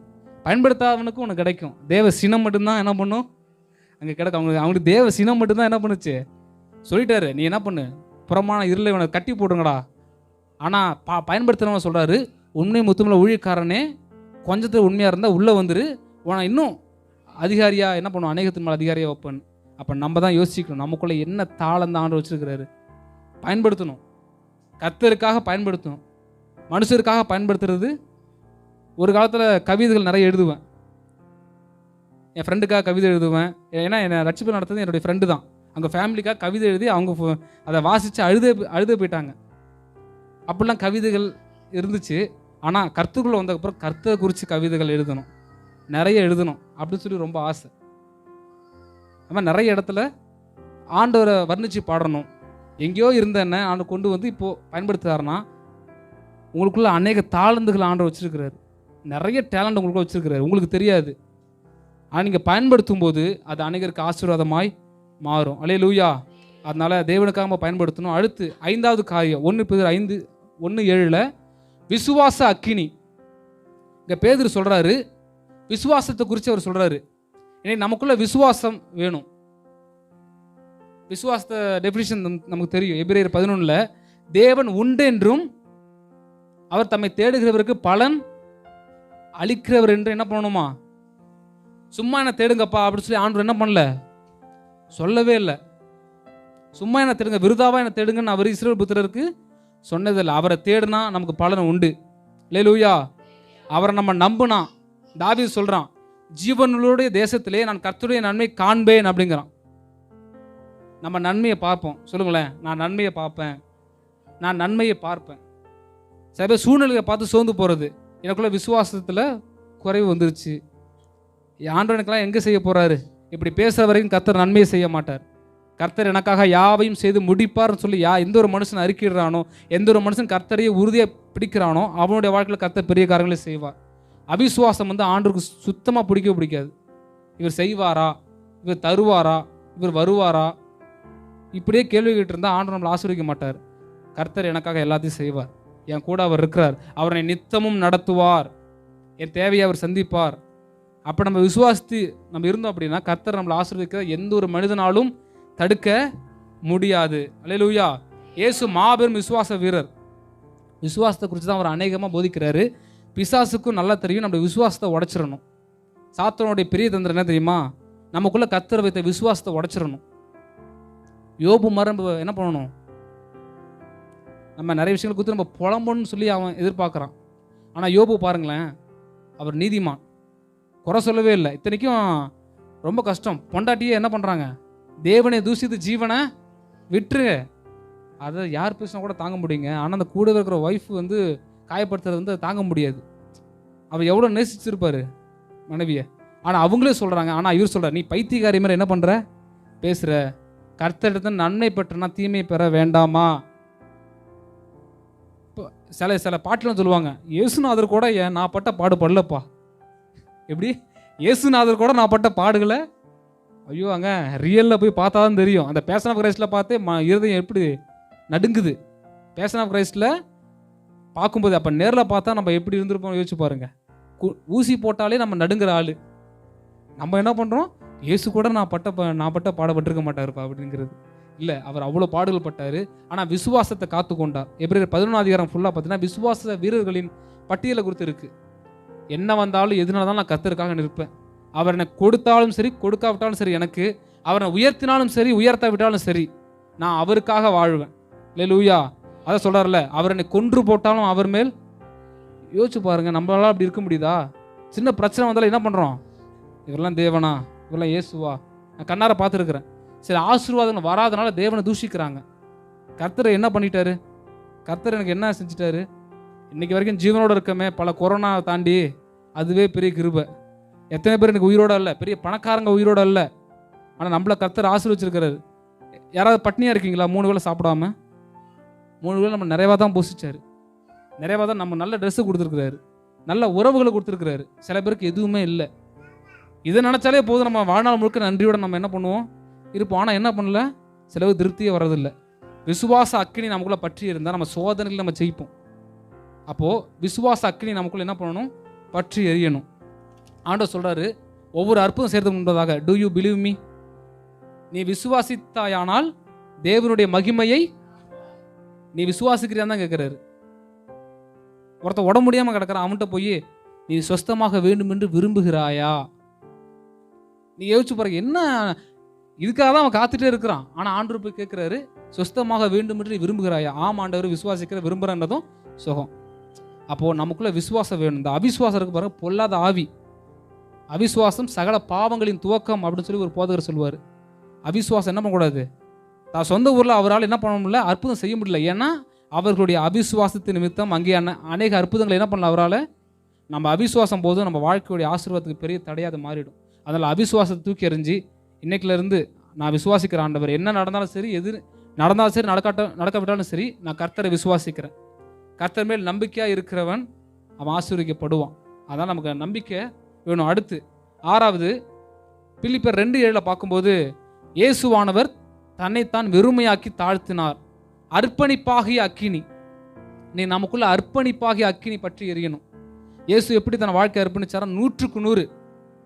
அவர் சிங்காசனத்தில் இருந்தவர், தேவனுடைய செல்லப்பிள்ளையாக இருந்து மரியாதையுடைய வயிற்றுக்குள்ளே வந்தார் பார்த்தீங்களா அந்த பூலோகத்தில். அதுவே மிகப்பெரிய ஒரு அர்ப்பணிப்பு. யோவான் 17:4 சொல்கிறாரு, பிதாவை எனக்காக நீர் நியமித்த கிரியை செய்து முடித்தேன். அது அர்ப்பணிப்பு. நம்ம வாழ்க்கையில் நம்ம 100க்கு 100 நம்ம அர்ப்பணிக்கிறவர்களாக இருக்கணும். தேவ சமூகத்தில் தேவனுடைய ஊழியத்துக்கு, ஒருவேளை நீங்கள் ஊழியத்துக்கு அழைக்கப்பட்டு இன்னும் அர்ப்பணிக்காமல் இருந்தீங்கன்னா முழுமையாக அர்ப்பணிக்கணும். அப்படி அர்ப்பணிக்கும் போது தான் ஆசீர்வாதத்தை பெற்றுக்கொள்ள முடியும். அர்ப்பணிப்பின் அளவு ஆசீர்வாதத்தின் அளவு. எந்த அளவுக்கு தேவ சமூகத்தில் நம்ம வாழ்க்கையை அர்ப்பணிக்கிறோமோ அந்த அளவுக்கு கர்த்தர் நம்மளை ஆசீர்வதிக்கிறவராக இருக்கிறார். அர்ப்பணிப்பு குறைவை நம்ம சரி செஞ்சுக்கணும். எந்த ஒரு மனுஷன் 100க்கு 100 தன் வாழ்க்கையை தேவனுக்கு ஒப்பு கொடுக்குறானோ அவனுடைய வாழ்க்கையை கர்த்தர் அநேகருக்கு ஆசீர்வாதமாக, அநேகருக்கு ஒரு முன்மாதிரியாக மாற்றுவார். அதனால் நம்ம வாழ்க்கையில் அர்ப்பணிப்பு ரொம்ப ரொம்ப முக்கியம். பின்பற்றுதலில் அர்ப்பணிப்பு வேணும், சபைக்கு வரல அர்ப்பணிப்பு வேணும், கொடுக்கறதுல அர்ப்பணிப்பு வேணும், ஊழியத்தில் அர்ப்பணிப்பு வேணும். இந்த ஏனோ தானோன்னு சொல்லி இருக்கிறவங்க பார்த்தீங்களா, அந்த வாழ்க்கை ஆசீர்வாதமாக இருக்காது. ஏனோ தானோங்கிற அந்த ஒரு எண்ணம் பார்த்தீங்கன்னா வாழ்க்கையில் ஆசீர்வாதத்தை பார்க்க முடியாது. ஏனோ தானம்னு சொல்லி ஊழியம் செஞ்சாலும் ஊழியமும் வளராது. ஏனோ தானம்னு சொல்லி சபைக்கு வந்தாலும் சபை மூலமாக உங்களுக்கு ஆசீர்வாதங்கள் அந்த அளவுக்கு கிடைக்குமாங்கிறது சந்தேகம்தான். அதனால ஏனோ தானங்கிற ஒரு தாட் நமக்குள்ளே இருக்கக்கூடாது. என்ன பண்ணணும்? 100க்கு 100 ரூத்தை குறித்து பார்க்கணும்ல. முழுக்க முழுக்க உம்முடைய ஜனம் என்னுடைய ஜனம், உம்முடைய தேவன், அந்த உறுதி பாருங்க. அதனால தான் ஆசீர்வதிக்கப்பட்டான். இன்னைக்கு யார் அர்ப்பணிப்பில் உறுதியாக இருக்காங்களோ அவங்கள தான் கர்த்தர் ஆசீர்வதிச்சுட்டே போவார். தன் வாழ்க்கையை 100க்கு 100 தேவனுக்கு என்று அர்ப்பணிக்கணும். நம்முடைய சுயத்துக்காகவோ பணத்துக்காகவோ பெருமைக்காகவோ ஊழியம் செய்து கூட பாருங்க. பணத்தை பின்பதாக என்ன பண்ணக்கூடாது? ஊழியம் பணத்துக்காக ஊழியம் இல்லை. ஊழியத்தில் கர்த்தர் பணம் தருவார். நான் எப்பவும் சொல்லுவேன், கர்த்தரை நம்பி வந்தால் கர்த்தர் கனம் பண்ணுவார், ஜனத்தையும் கொடுப்பார், பணத்தையும் கொடுப்பார். நம்ம தேடி போகிறது தேவையில்லை. முதலாவது தேவனுடைய ராஜ்யத்தையும் அவருடைய நீதியையும். அப்போது இவைகளெல்லாம் உங்களுக்கு கூட. செவ்வாய்க்கிழமை கோயம்புத்தூர் வந்தேன். செவ்வாய்க்கிழமைலேருந்து ஒரு வேளை கூட நான் பட்டினியாக கிடக்கல. மீட்டிங் ஆண்டவர் நேர்த்தியாக நடத்துகிற ஒவ்வொரு இடத்துக்கும் அவங்கள அடைச்சி ஒவ்வொருத்தரும் பலப்படுத்த, கவுன்சிலிங் கொடுக்க, ப்ரேயர் பண்ண. அடுத்து இங்கே வரணுங்கிறது முன்பதாகவே எனக்கு தெரியும். அங்கே கோயம்புத்தூரில் இருக்கும்போதே நீ அங்கே செய்து கொடுக்குற மாதிரி வருங்கிறது ஆண்டவர் உணர்த்திட்டாரு. ஆனால் நான் அதுக்கு உடன்படுற மாதிரி பேசலை. பாஸ்டர்கிட்ட நான் அப்படிலாம் பேசலை. நான் சீக்கிரம் நைட்டே கிளம்புறங்கிற மாதிரி பேசினேன். ஆனால் அவங்களுடைய வாயிலிருந்து கர்த்தர் வார்த்தையை கொடுத்து கன்ஃபர்மேஷன் பண்ணதுக்கப்புறம் தான் இன்றைக்கி காலையில் தேவனுடைய வார்த்தையை கொடுக்க இருந்தேன். அப்போது ஆண்டவரை நம்ம நம்பி வந்துட்டோம் அப்படின்னா நம்மளை கைவிடவே மாட்டார். எதனா நான் தனிப்பட்ட ஊழியத்தில் வந்துட்டாலுமே சரி பாருங்கள், மீட்டிங் புக் ஆகிட்டே இருக்குது. இங்கே வாங்க, இங்கே கூப்பிடுங்க. அறியாதவங்கெல்லாம் என்ன பண்ணுறாங்க? இங்கே கண்டிப்பாக வாங்கன்னு சொல்லி மீட்டிங் புக் பண்ணுறாங்க. அப்போது எங்கேயோ இருந்த ஒரு மூலையில் இருந்த என்ன ஆண்டவர் அப்படி அழைத்து நடத்துகிறாருன்னா ஒரே ஒரு விஷயம், அர்ப்பணத்தை அவர் எதிர்பார்க்குறார். இன்னும் நான் என் இஷ்டம் போல தான் வாழ்வேன், நான் இப்படி தான் இருப்புங்கிற தாட்டில் இருக்கிறவங்களால கர்த்தர் அந்த அளவுக்கு உயர்த்த முடியாது. இந்த காற்று வேகமாக அடிக்கும்போது பார்த்தீங்கன்னா முருங்கை மரம் இதுவாகிடும். சில மரங்கள் அப்படியே நிற்கும் பாருங்க, வளைஞ்சு கொடுக்காம அந்த மரங்கள் அப்படியே உடஞ்சி போயிடும். ஆனால் வளைந்து கொடுக்குறது பார்த்தீங்களா, அந்த மரம் ஸ்ட்ராங்காக நிற்கும். நம்ம வாழ்க்கையில் கர்த்தருக்கு வளைந்து கொடுத்தவங்க ஒரு நாளும் தாழ்ந்து போனதே கிடையாது. கர்த்தர் என்ன சொன்னாலும் இதோ நான் ஆண்டவருக்கு அடிமை. மரியாதை சொன்னால் பாருங்க, அவ்வளோ கஷ்டம், சாதாரணமான ஒரு விஷயம் கிடையாது. அவளை கல்லெறி கூட வாய்ப்பு உண்டு, அவளை ரொம்ப காயப்படுத்துவாங்க. ஆனால் இதோ நான் ஆண்டவருக்கு அடிமைன்னு சொன்னாங்க பாருங்க. அதான் இன்னைக்கு வரைக்கும் மரியாதை பற்றி பேசுகிறோம். நம்மள்ட்ட ஆண்டவர் பேசுனா நம்ம என்ன பண்ணுறது? இது கர்த்தர் தான் பேசுகிறாரா இல்லை பிசாசு பேசுகிறானா? நம்ம நல்ல ரூட்டில் போயிட்டுருக்கிறோம் பாரு, பிசாசு என்ன பண்ணுறா நம்மளை அப்படி நம்ம நினைப்போம். ஆனால் இல்லை, ஆண்டவர் நம்மளை நேர்த்தியாய் நடத்துவார், வசனத்து மூலமாக நம்மளை அழகாக நடத்துவார். அப்போது அர்ப்பணிப்பு வேணும். கடைசியாக மார்க் 1:35 பார்க்கும்போது அவர் அதிகாலையில் இருட்டோடு எழுந்து ஜெபம் பண்ணும்படி வனாந்தரத்திற்கு போனார். கடைசியாக 7வதாக நமக்குள்ள பற்றி எறிய வேண்டிய அக்கினி என்ன தெரியுமா? மிக முக்கியமான ஒரு அக்கினி, ஜெபமாகிய அக்கினி. ஜெபமாகிய அக்கினி. நீங்கள் எல்லா காரியத்திலும் பாருங்களேன், ஜெபத்தோடு ஆரம்பிப்பாங்க, ஜெபத்தோடு முடிப்பாங்க. ஆவிக்குரிய யுத்தத்திலையும் பார்க்கும்போது ஜெபம், சர்வாயுத வர்க்கம் இருக்குது. ஆனால் அதில் ஆவிக்குள் ஜெபம் பண்ணணும்னு சொல்லி ஒரு வார்த்தை இருக்குது. ஆவிக்குள் ஜெபம் பண்ணுதல். பக்கத்தில் இருக்கிற ஆளை பார்த்து சொல்லுங்களேன், பிரச்சனை நேரத்தில் பிரசன்னத்தை தேடுங்க. பிரசன்னம் பிரச்சனையை பிரச்சனைக்குள்ளாக்கி விடும். தேவ சமூகத்தில் நம்ம பிரச்சனையை பார்க்காம பிரச்சனை நேரத்தில் பிரசன்னத்தை தேடுனா அந்த பிரசனம் அந்த பிரச்சனைக்கே ஒரு பிரச்சனையை கொடுத்துரும். புரியுதா உங்களுக்கு? பிரச்சனைக்கே ஒரு பிரச்சனையை கொடுக்கக்கூடிய ஆட்கள் நம்ம என்ன பண்ணுறோம்? இந்த பிரச்சனை அந்த பிரச்சனை சொல்லி என்ன யோசிக்கிறோம்? பிரச்சனை வருதா, முழங்கால் போட்டு என்ன பண்ணணும்? விசுவாசமாகி கேடகத்தை எடுத்தா சாத்தான் தலை குனிஞ்சு போயிடுவான். நம்ம என்ன பண்ணுறோம்? புலம்பி, ஐயோ கர்த்தாவே, அவருக்கு பயம் வந்துடும். ஐயோ என்னடா இந்த புலம்புறான் அவன். ஆண்டவர் சொல்லிட்டாரு, சோதனை வரதான், உபத்திரம் வரதான், இயேசுவை நீ நம்பி வந்துட்டா முழுக்க முழுக்க தாளா ஆட்டுவார், சீரா ஆட்டுவார். அது உண்மை. ஆனால் உபத்திரம் அவருக்கே வந்துச்சுன்னா நமக்குள்ள வராதா? இயேசுவோடைய அது உண்மை சொல்ற பயங்கரமான ஜெப வீரன் இயேசு. அவர் ஆரம்பம் முடி வரைக்கும் ஜெபந்தான். ஊழியத்தை ஆரம்பிக்க முன்பு தான் ஜெபிச்சாரு, ஊழியத்து நடுவில் ஜெபிச்சாரு, அதிகாலையில் ஜெபிக்கிறாரு, பிரச்சனை மத்தியில் கெத்செமனில் ஜெபிக்கிறாரு, படகுல ஜெபிக்கிறாரு, அடுத்து மலைக்கு போய் தனியாக ஜெபம் பண்ணுறாரு, மனுஷன் சிறுவையிலையும் ஜெபிக்கிறாரு, சரி சிலுவை முடிச்சு உயிர் தெரிந்து போனால் அப்பயும் ஜெபிக்கிறாரு, ஆசீர்வதிக்கிறாரு. சரி இப்போயாச்சும் ரெஸ்ட் எடுப்பாருன்னு பார்த்தா பரலோகத்தில் போய் பிதாவும் பார்த்து ஜெபம் பண்ணுறாரு. ஆண்டவர் என் பிள்ளைக்காக என்ன பண்ணுங்க, உதவி செய்யுங்க. நம்ம செய்கிற பாவத்துக்கெல்லாம் மன்றாடுறாரு. பிரதான ஆசாரியர் என்ன வேண்டுதல் செய்கிறாரு, ஃபர்கிவ் மீ, ஃபர்கிவ் தேம், அவங்கள மன்னிச்சிருங்கன்னு சொல்லி கேட்குறாரு. மனுஷன் அப்போ கூட என்ன பண்ணுறாரு. ஆனால் நம்ம என்ன பண்ணுறோம், கொஞ்ச நேரம் ஜெபிக்கிறதுக்குள்ளே நமக்குள்ள நாக்கு தள்ளிடுது. அப்படி இருக்கக்கூடாதுங்க. அவர் எப்படி ப்ரேயர் வாரியர், நம்ம ஜெப வீரர், நம்ம ஆண்டவர், அவர் பிள்ளை நம்ம என்ன கூட ஜெபத்தில் சோர்ந்து போகாமல் ஜெபம் பண்ண வேண்டும் என்று அவங்களுக்கு ஒரு ஓமையை லூக்கா 18:1 ரொம்ப பிடித்த ஒரு வார்த்தை. ஜெபத்தில் கூட சோர்வு வரதான் செய்யும். ஆனால் என்ன பண்ணக்கூடாது, சோர்ந்து போகாமல் ஜெபிக்கணும். சில விஷயங்களால் நீங்கள் சோர்ந்து போயிருக்கலாம், சில ஆசீர்வாதங்களுக்காக நீங்கள் காத்திருந்து சோர்ந்து போகலாம்.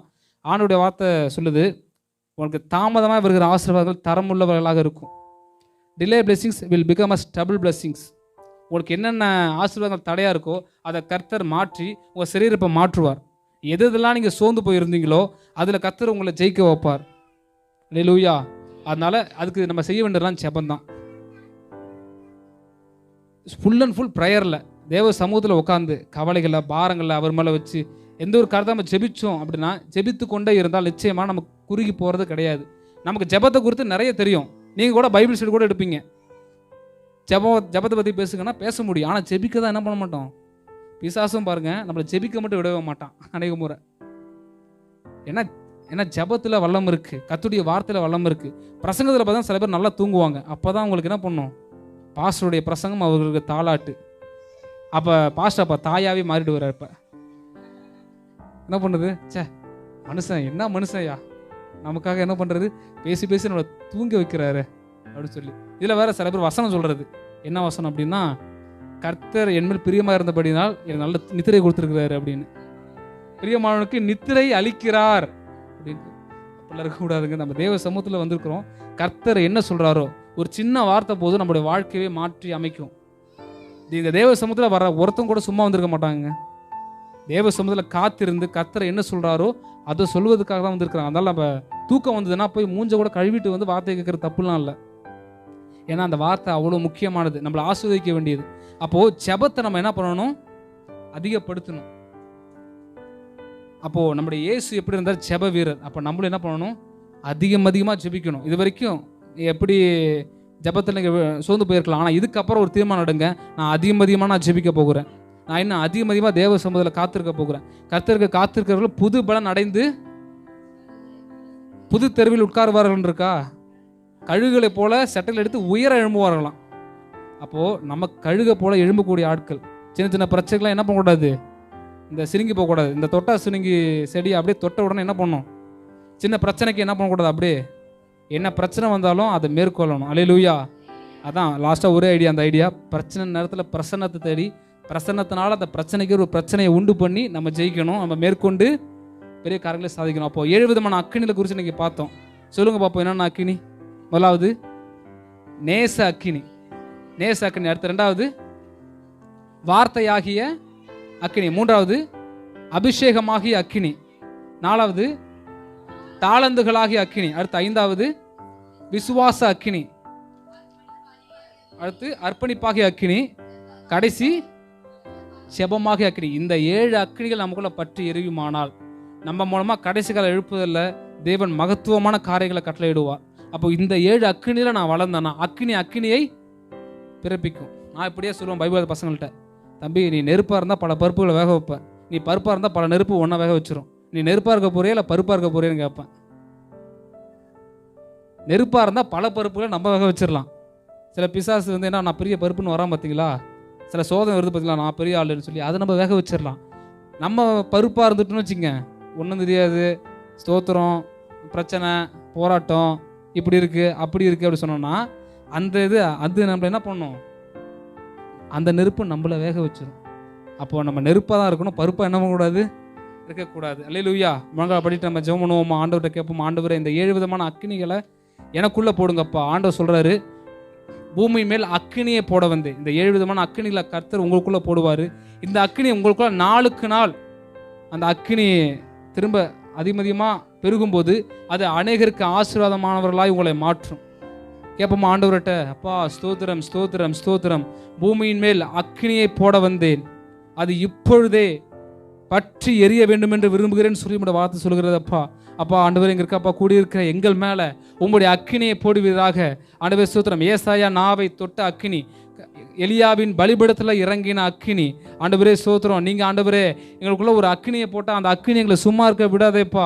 அநேகர் ஆண்டவரே ஸ்தோத்திரம் பற்றி பிடித்து அநேகருக்கு ஆண்டவரே ஸ்தோத்திரம் ஆசீர்வாதமானவர்களாக எங்களை மாற்றுமே. அப்படிப்பட்ட அக்கினி எங்கள் மேலே போடுவீராக. எல்லாம் கரங்களை உயர்த்தி கேட்கலாமா ஆண்டவர்கிட்ட?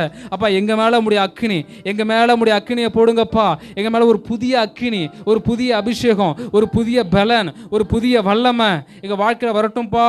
ஸ்தோத்திரம் ஸ்தோத்திரம் ஸ்தோத்திரம் ஸ்தோத்திரம் ஸ்தோத்திரம். அப்பா எங்கள் வாழ்க்கையில் உடைய அக்கினியை போடுங்கப்பா. தேவ சமூகத்துக்கு நேராக அப்படியே முழங்கால் படையிட்டவர்களாக அப்பா ஸ்தோத்திரம். ஆண்டவரே, நாங்கள் ஆதியில் கொண்ட அன்பை விட்டுருக்கலாம்ப்பா.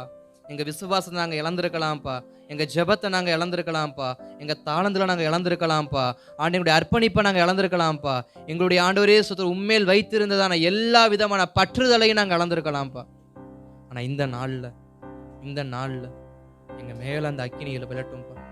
எங்கள் மேலே அந்த அக்கினி விளட்டும்ப்பா. எங்கள் மேலே அந்த அக்கினி விளட்டும்ப்பா.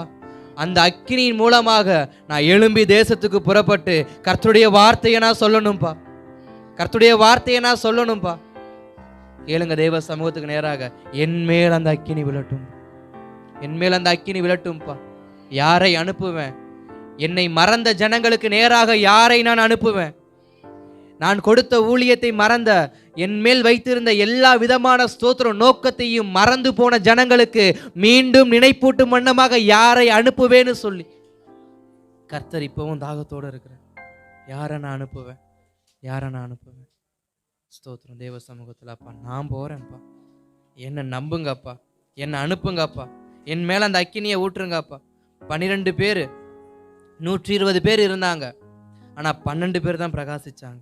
ஆண்டவரே ஸ்தோத்திரம். என்ன அப்படிப்பட்ட ஒரு பிரகாசம் உள்ள மனுஷனாக, அநேகரை பற்ற வைக்கத்தக்க நெருப்பாக என்னை மாற்றுங்க.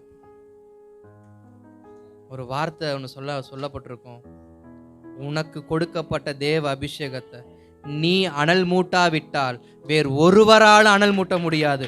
உனக்கு கொடுக்கப்பட்ட தேவ அபிஷேகத்தை நீ அனல் மூட்டலன்னா வேற எந்த மனுஷனாலையும் எந்த விதமான பாடலாலையும் அது அனல் மூட்ட முடியாது. நீ தான் அதை அனல் மூட்டணும்.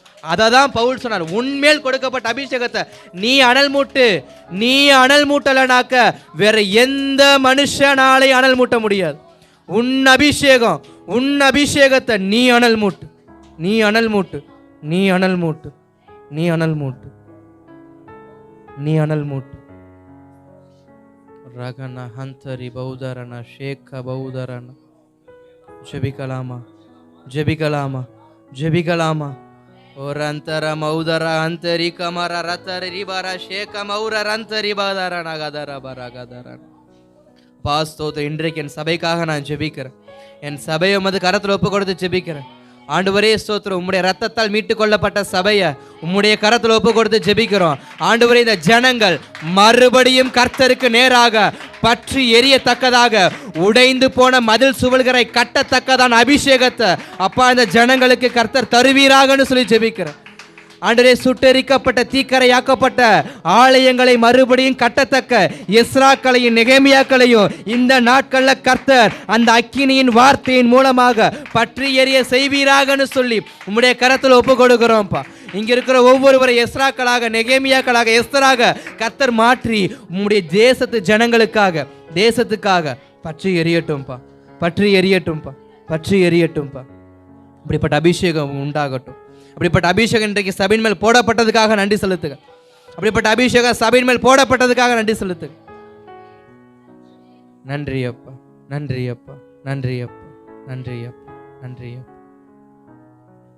அன்பின் பரலோக பிதாவே, ஒவ்வொரு தேவ பிள்ளைகளுக்காக ஜெபிக்கிறேன். ஒவ்வொருவரும் புதிதும் கூர்மையும் ஆக்கப்பட்ட இயந்திரமாய் மாறட்டும். அவர்கள் அநேக காரியங்களை தேவனுக்கென்று செய்யட்டும். மனுஷனுக்கென்று அல்ல, தேவனுக்கென்று செய்யட்டும். அப்படிப்பட்ட ஜனங்களுக்கு ஆண்டவரே ஸ்தோத்திரம். உடைய கிருபையும் உமது அபிஷேகமும் உடைய வரங்களும் உடைய தாளந்துகளும் அளவில்லாமல் ஆண்டவரே அவர்களுக்குள் பெருகட்டும்னு ஜெபிக்கிறேன். கர்த்தர் தொடர்ந்து நடத்துங்க, பலப்படுத்துங்க, பரிசுத்தப்படுத்துங்க, பாதுகாத்துக் கொள்ளுங்க. இயேசுவின் நாமத்தில் பிதாவே, ஆமென், ஆமென், ஆமென். என் ஆத்துமாவே, என் முழு உள்ளமே பரிசுத்த நாமத்தில்